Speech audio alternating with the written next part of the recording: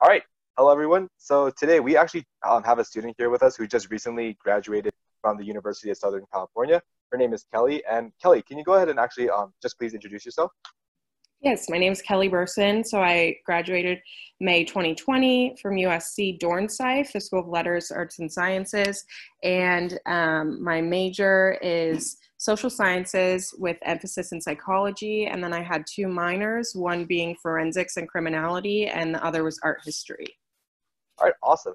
Now, obviously, as you can tell from like your majors and minors, there's like a lot going on there. So I was just wondering if you could mention why you decided to go into your major and those minors.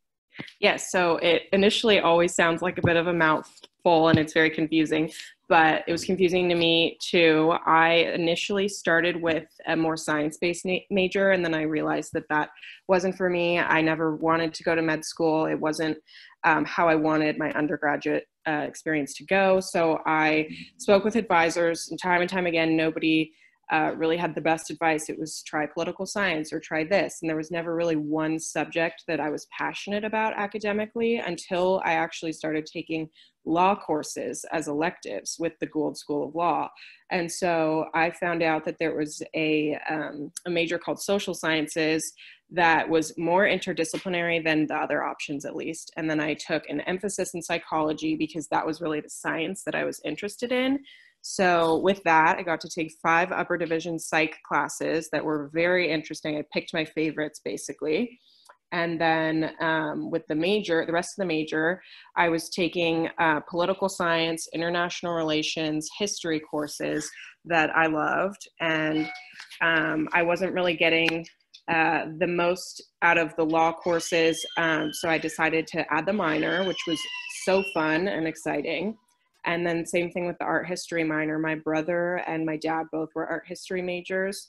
And my family has always cared about the arts and how art history came to be. And it was just really about, at that point, what made me want to go to class and enjoy school and do well in school. And that's how I came to have 3, kind of a mouthful of things on my academic record, but it's great.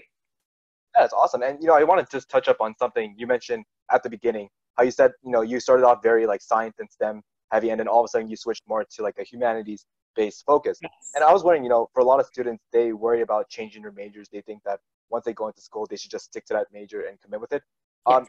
I guess if you could touch up, like, would you, say that it's okay for students to do so, and at the same time, it's something that does happen pretty commonly in the undergraduate experience? Yes, and I will tell you further that I was so nervous. I was so against switching. I was only a sophomore, and I want to say it was in the first semester. It was either the first or the end of the first semester or the beginning of the second semester sophomore year. So I had 2 whole years left. I was so nervous. I was so against it, and I was a spring admit. So I wanted to graduate on time at any cost. There was no way I was spending more money on tuition for an extra semester or staying behind and not graduating with my friends. I had all my priorities and all my goals, and there was no way I was going to waver from them.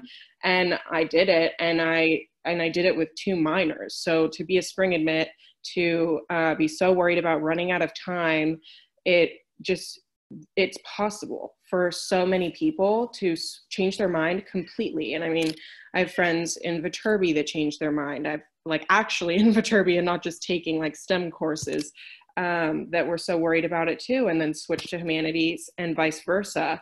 And it's sometimes going the other way is a little bit trickier because there's more requirements for different schools. But in my case and in Dornsife, sometimes they're like the most agreeable, but you really make it work with your advisors. And sometimes classes double count, and sometimes you take an upper division class for whatever reason, and they say, okay, we'll help you out, and you don't have to take this 100 level because you got an A in whatever.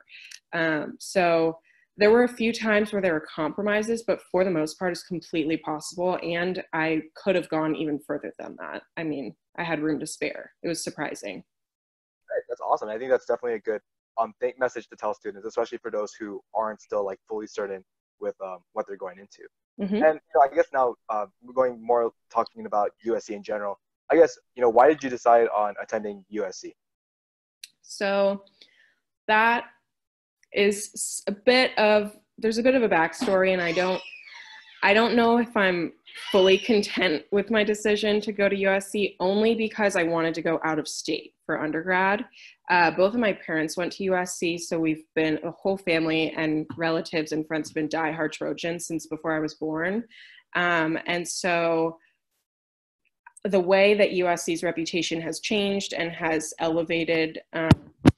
been elevated like over time. It's very different from when my parents went there. It's now a very elite institution, and it's competing with like most of the Ivy Leagues. And so I thought, okay, I'll apply to this school. I don't really want to go there. I think I would benefit from going out of state, seeing something new, being on my own for 4 years. And nobody in my family really thought that I would even get into USC, period. So it was kind of just like, sure, I'll pay the $100 to submit the application. I'm not going to get in. I got in, and then I felt all the pressure to go to a school that can give me such a great education that not necessarily everyone has an opportunity to get. So I felt that pressure.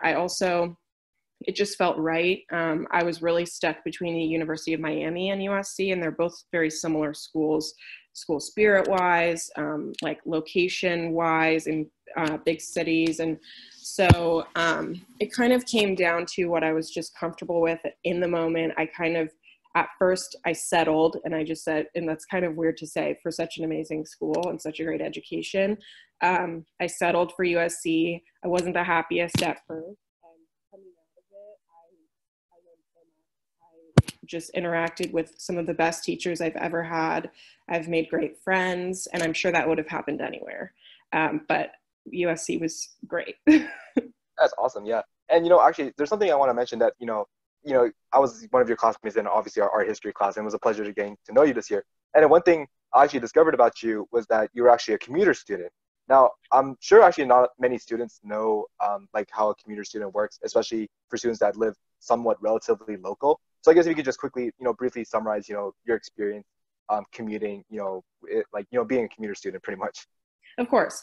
So my freshman year, I lived down at campus. I unfortunately didn't have the best experiences with roommates, and being a local and, relatively to USC, I lived just about 45 minutes down the coast, and I was kind of weighing the costs and benefits, still technically at the start of school.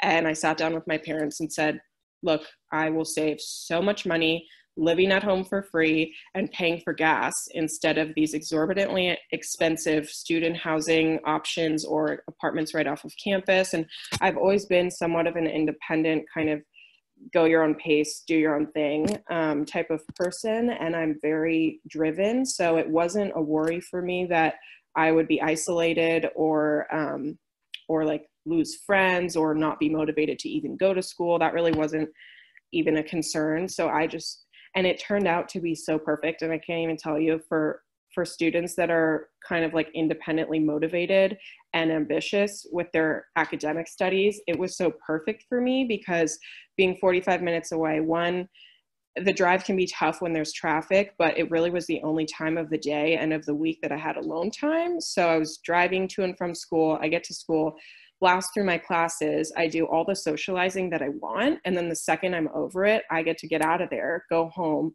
and do all my homework, write all my papers. I don't have to worry about like construction on campus being noisy or roommates having parties while everything like that. So it was a perfect balance for me because I was like the final arbiter of my social life and academic life, how many hours I wanted to spend at campus. Of course, I had so many friends with the downtown and on campus that I would pick like, okay, I'm going to stay with Natalie one day a week on Wednesdays. I'm going to stay here on Thursdays. And so that I could do, all the socializing. And I really didn't miss out on anything from being a commuter student. It was perfect. Yeah, I think that's definitely a perfect thing. I'm glad you mentioned the socializing part because I feel like students that think that they're going to be commuting think that, they might not have the opportunity to be a part of clubs or organizations or finding that friend group. But I think I'm glad that you were able to mention it that, as long as you're dictating and knowing what you want to get out of it, that it is controllable to do. Exactly. I was in a couple clubs throughout my time at USC too. And I I think part of it was getting lucky, but it was just the convenience of being able to schedule my classes on Tuesday, Thursday, and that also happened to be when the clubs meet. So I spent like from 11 a.m. to maybe 9 p.m. on campus on Tuesdays and Thursdays. I would go out with my friends on Thursdays, sleep over, spend the Friday if I wanted, and then just go home. And it was, I lived close enough to where that was possible. Some people live maybe 2 hours away, and that's not as flexible to them. But with the 45 minutes to an hour and a half drive, it really worked out. That's awesome. Mm-hmm. And I guess for a second here, we're gonna I guess transition a little bit. Um, Hopefully, I hope you remember some parts of your high school senior experience, because I want to go back a couple years from now and actually talk about your time when you were just applying to college, as a high school senior, what that felt like. I guess first and foremost, just to quickly summarize it, if you could just briefly describe, how did you feel about the whole college application process, or just the entire approach with everything? So I went to a private Catholic school in the Valley.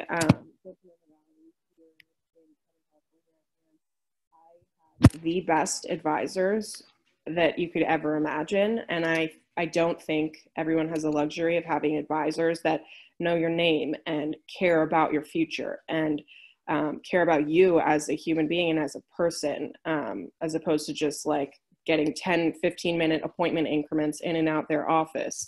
So my advisor was really devoted to helping me figure out what schools were good for me to apply to, location-wise, like my strengths and weaknesses. He was really in tune with what I wanted and why I wanted that in a college. And so to have someone in high school that's actually thinking about that process with you and helping you through it made a huge difference, because when I actually got to USC, I didn't have the same experience with advisors, which I felt was very unfortunate.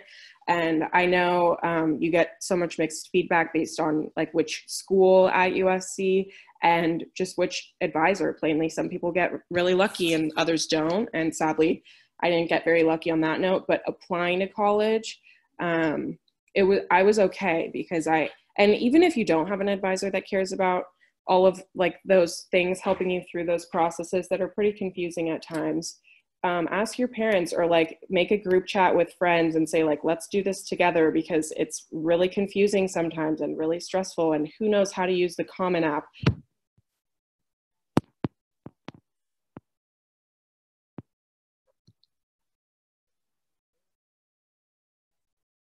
All right.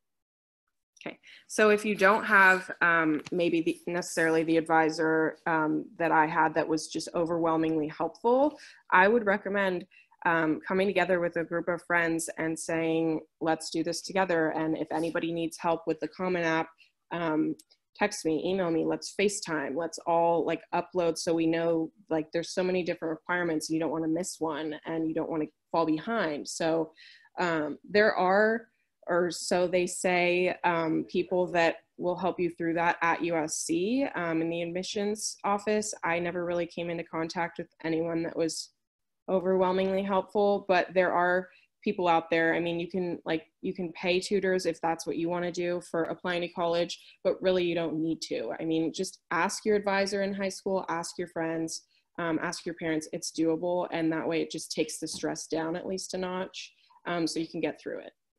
Yeah, it's awesome. And actually, a lot of these videos I've been talking with a lot of first generation students whose parents didn't attend university or a university here in the U.S. But as you mentioned earlier in this call, your parents graduated from USC. You have like a lot of family members who were attending a college for higher education. So I guess for you, how much did because just to speak from like a non-first generation student perspective, how much did family impact you, or like how did they assist you throughout this process, especially given that you had a lot of family members who were somewhat familiar with this entire situation? Yeah. I don't have a perfect memory of that period, but I do remember definitely how helpful my senior high school counselor was. He kept me in one piece all throughout high school, and he made sure that I was going to get where I needed to go for college, and can't thank him enough for that. My parents were also very supportive. My dad is one of the smartest people I know, so he's helped me throughout college. and stay in one piece. And he's always wanting to proofread my papers and help me. My mom's very good with syntax and all that. So they've been very overwhelmingly helpful, and they've definitely contributed to how well I've been able to do at school. But applying, I really just do have to give the credit to my high school counselors. And there were actually sessions at my high school that would explain the Common App to you and kind of take you through the applying process without actually submitting anything. And there were workshops where you could take in your personal statements and the different questions that schools would then add in as addendum to their Common App application. So I think it was just the continuous effort, like at every stage for my high school to be involved in that process was very helpful. All right. That's awesome. Yeah. And I guess, yeah, like you mentioned, having at least some sort of support system, being there, whether it be your family members or, like you mentioned, high school counselors, I think it's important to make sure that we, take that into consideration and definitely utilize it, because it does help to get through with the process. It surely, yes, it made an impact. Yeah, for sure. And I guess, just to wrap up the college application part, for at least whatever you can recall, what would you say would be your biggest regret? Or if you could change anything about that process, what would it be? Do you mean change anything about the process of like the complicated Common App, or just change anything about how I did it? Like about how you did it, like how you applied to school. Okay. Yeah, pretty much. I think it came down to when I found out that I got into USC, everything just turned into a blur around that. And so I don't think I gave as much weight to the other schools that I got into. I applied to, let's see, I didn't apply to Pepperdine after all, but I applied to Northwestern. I toured Tufts, which was a very small school. So that was what steered me away. I got into Syracuse, and I actually got a little bit of scholarship money from Syracuse. Not to say that I would have been happier there than USC, but maybe I would have applied to more schools, honestly, than I did, to see if I could get financial aid or merit-based scholarships from others, because the ones that I did apply to, I didn't have much luck there. But I think for me, I was fortunate enough to look at USC and say, wow, I actually got into this great school and I have an opportunity to go there and to be successful there. So I just took it and ran with it. All right. That's awesome. Yeah. I definitely agree with you in the sense that I think researching about colleges or looking into what schools to attend, we focus on a little bit. I think same with me here when I got into USC, I think it was kind of a blur too. Like I probably considered a few schools, but out of the ones I applied or got into, I was like, I don't know about that. Like I didn't give it as much of a thought, but right. Yeah, no, I think that was great. And yeah, so I guess from here, let's move a little bit more into college or your experience on these past 4 years. So I guess first and foremost, I know you're a pretty, relatively local student still within the Southern California area, but what would you say was something that you got to do in college that you weren't able to do back in your high school or even your hometown?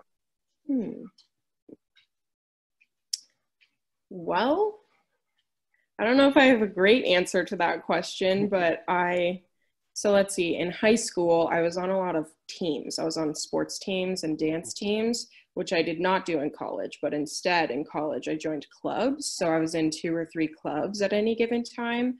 There were a few clubs in my high school days, but I was never like fully invested or even interested in them because I had also done a lot of charity league work outside of school. So that was kind of my focus at that time.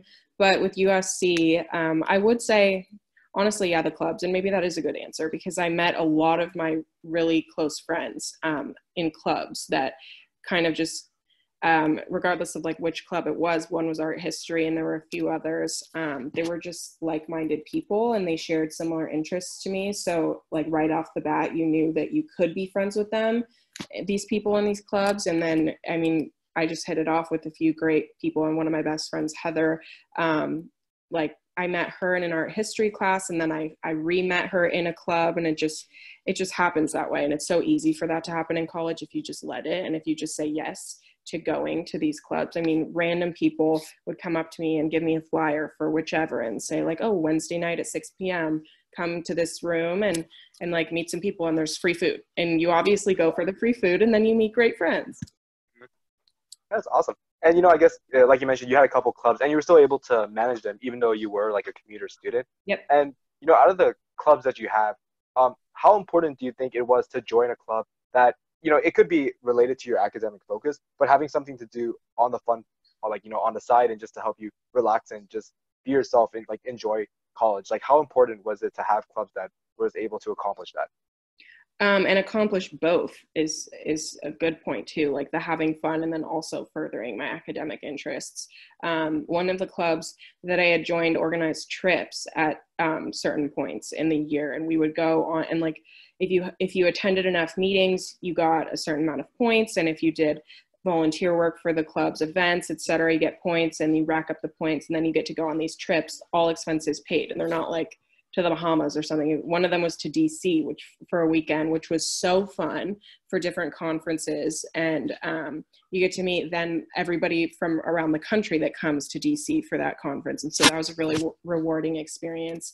And then it's rewarding because I devoted my time and efforts to the club. And then I got to go on this fun vacation with like my club members and then meet everyone else. And so you're there going to these conferences, hearing guest speakers with like your good friends now, and you get to meet more good friends. And then we actually kept in touch with a lot of people that flew all the way from Alabama to go to the conference. So to be able to have both the fun and the professional is really rewarding to me, and I think important, because same thing with my art history club. It was a lot of fun kind of doing social hours, and there'd be different guest speakers at times, but then at the end, like, or even during the event, you go up to the guest speaker and say, "Hi, my name is Kelly, and I'm really interested in working in the art industry. I do this, this, and this. Can I please have your business card?" And then you've done some networking, and maybe you have a job somewhere down the line, That's awesome. And I definitely like how you mentioned that, a lot of students, I feel like, when they go into, sorry, when they go into like college, especially for certain majors, they're very driven on trying to find activities that just further academics, that they don't really enjoy them. But I like how you mentioned, you can still find those academic pursuits, but still balance it with fun and, enriching experiences. So I really like how you mentioned that part of it. So that was great. Yeah. Yeah. And And, I think the clubs that I was in, I mean, you show up because you care about what the club is doing and you care about their mission, and then you stay for the fun. So it goes hand in hand. Yeah, for sure. I think definitely passion does play a huge part in, just succeeding in college in general. Yeah. Mm-hmm. And I guess, second to last question I have for you regarding college is, you mentioned that, you were a spring admin student. And for those, watching this video who don't know what it is, it's pretty much that instead of attending school or starting off in the fall, students will start off in the spring. So that's just something to let students be aware of that. Now, you mentioned something that I actually wasn't aware of, talking about the dormitory experience. Probably it sounded like it wasn't the best for you, and thus, commuting sounded like a lot better, and obviously it worked out in your favor. Mm-hmm. So what was your experience like in, that semester of dorming? Like, what was, I guess, the main complications you saw?